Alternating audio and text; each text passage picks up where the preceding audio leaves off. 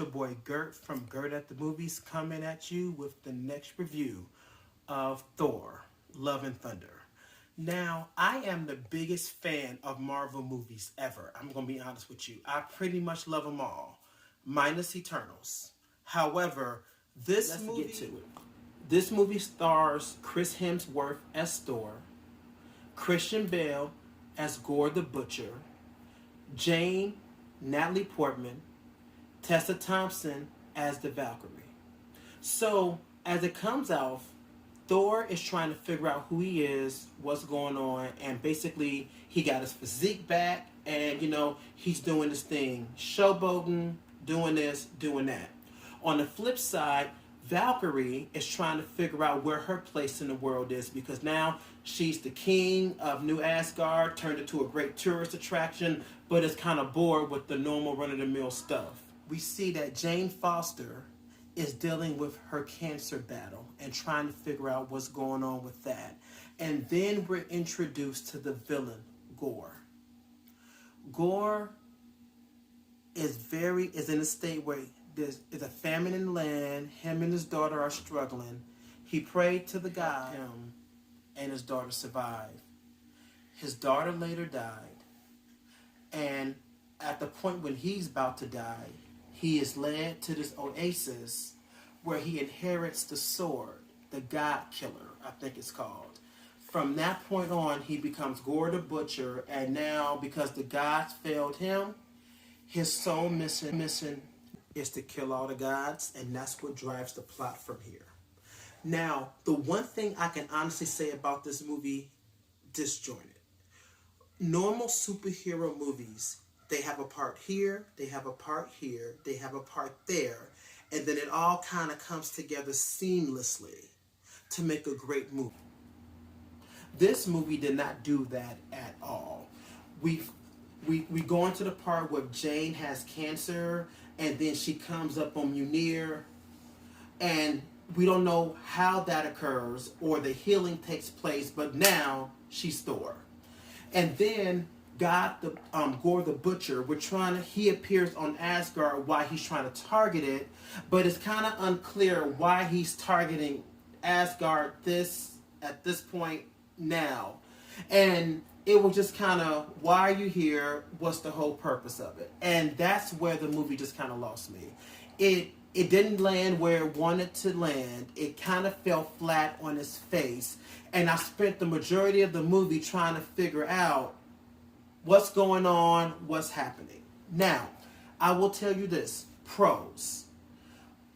I will say Chris Hemsworth is a very funny actor. Oh my God, you will laugh your butt off in this movie just with his shenanigans alone. All right? Another pro about the movie that I really enjoyed was the diverse casting, specifically with the children. The children really brought the heart of the movie, and they did a great job casting diverse characters and how they're rallying together to try to get away. That was kind of cool. Another part was, I love how the villain was played. You really got a total human view of what Gore was about. His motivation, why he's doing what he was doing, and all that.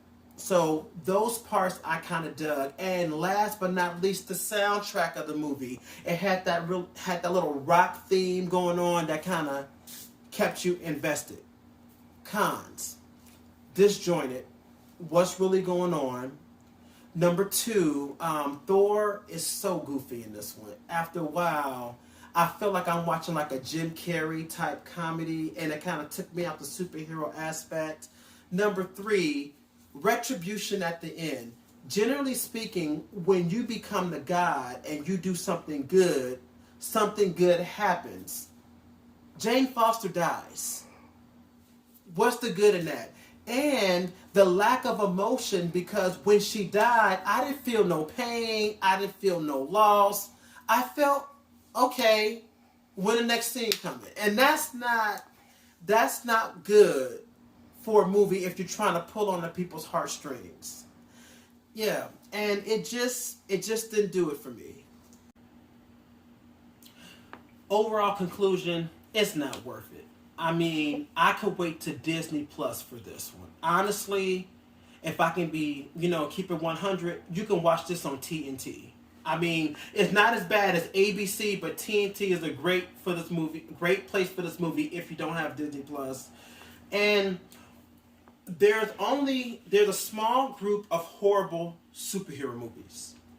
Eternals, Wonder Woman 2, Catwoman, and the reboot of that Fantastic Four with Michael B. Jordan. Worst superhero movies ever made. I'm going to be honest, I don't know where Thor sits on that stack. I think I might like Eternals better than this one. Far be it, I might say Wonder Woman 2 might have been better than this movie. So you see where I'm going with this. Guys, it is not worth it. It gets 2.5 out of 4 stars. I mean, one good thing, maybe you might take the kids and have a good time with your children there, but there's some scenes in there that's kind of scary for kids. Speaking of, they're getting kidnapped and everything by spiders and demons and stuff. So it's bad, guys, but don't take my point of view. What do you guys think? Please put your comments below and tell me what you guys thought about it. I would love to hear your take on it. Once again, this is your boy Gert from Gert at the Movies, Growing with the Gertless channel. You guys have a great day.